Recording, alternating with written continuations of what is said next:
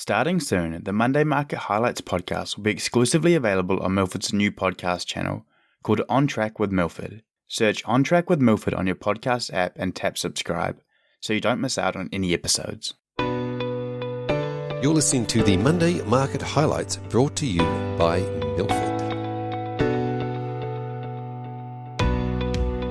Good morning. It's Monday the 7th of August and I'm Roland from Milford. The RBA held their monthly committee meeting and decided to hold rates steady for a second straight month. Although there was less than a 10% chance of a rate hike at this meeting, the market still took the news positively. The RBA's commentary was marginally more dovish, but admit that more tightening may be needed. They also released their quarterly statement of monetary policy, which essentially highlights all the indicators they're monitoring, including a range of economic forecasts. These forecasts were little changed from a quarter ago, but they did reinforce the two risks they see to increasing inflation, which are rising rents and the risk of labour productivity not improving like they expect. China and Australian relations continue to improve, with China dropping the Barley tariffs. As a reminder, they imposed these tariffs in 2020 in relation to the Australian government supporting an investigation into the origins of COVID. It is estimated exports of barley to China were around 1.2 billion Australian dollars. In the US, the June Core PCE Index was released, which showed this measure of inflation continuing to moderate. Core PCE increased 4.1% year-on-year, compared to 4.2% expected and 4.6% in May. On a month-on-month basis, prices increased 0.2%, slowing from 0.3% in May. This is the Fed's preferred measure of inflation. The Michigan Consumer Sentiment Survey was released and jumped to 71.6 from 64.4, the highest level since October 2021. This did slightly miss expectations, however, highlights the increasing optimism in the US, which is unsurprising given lower gasoline prices and higher equity markets. A reading of below 100 does remain pessimistic, however. Also in the US, ISM manufacturing data was released, which was slightly softer than expected at 46.4 versus 46.8 anticipated. It did, however, marginally improve month on month. A reading below 50 implies contracting manufacturing activity. This survey has implied contraction since November 2022.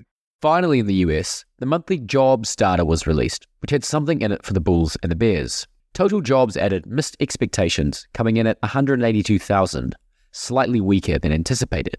However, this could arguably be offset by higher than expected wage growth of 0.4% month on month and a tighter unemployment rate of 3.5%. Turning to equity news, the ACCC has blocked the sale of Suncorp's banking arm to ANZ. They were fearful it may lessen competition, and in their actual words, they weren't satisfied it wouldn't lessen competition. Most believe their argument is tenuous, and hence ANZ are going to challenge the decision through the courts. ResMed released their second quarter earnings, which missed consensus by about 7%.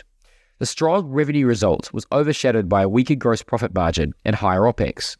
Investors were led to believe gross margins were improving, so the market was particularly disappointed in this result. It would have been flat if not for an FX headwind. However, the lack of it increasing was also put down to product and geography mix. ResMed fell 10% on the day, however, fell another 20% in the US on Friday night, albeit that's quite an illiquid market. TPG Telecom confirmed speculation around the potential sale of some of their assets to Vocus, who is owned by Macquarie Infrastructure. The scale of the transaction was a surprise to the market, as they are considering selling their entire enterprise government and wholesale business, the accompanying infrastructure, and what sounds like most of their fibre for 6.3 billion Australian dollars. They'd be left with their mobile business, their macro towers, and the NBN reselling division. TPG rallied 11.5% on the day, although gave back some of this throughout the week. Credit Corp released their full-year results, which came in line with consensus. The FY24 guidance, however, disappointed, coming in 10% below expectations, which saw their share price fall 12.5% on the day. Looking to the week ahead, Australian reporting season will be ramping up aggressively through August, which will provide great insights into how companies are managing these tricky economic conditions. US inflation data will be released, with economists expecting 0.2% month-on-month inflation for both core and headline data. In addition, PPI will be released for July, and economists are also expecting a 0.2% monthly increase. In the UK, second quarter GDP data will be released, with the market expecting 0.2% annual growth, However, June specifically is expected to increase at a stronger 0.5% year on year. Thanks for listening. We'll see you next week.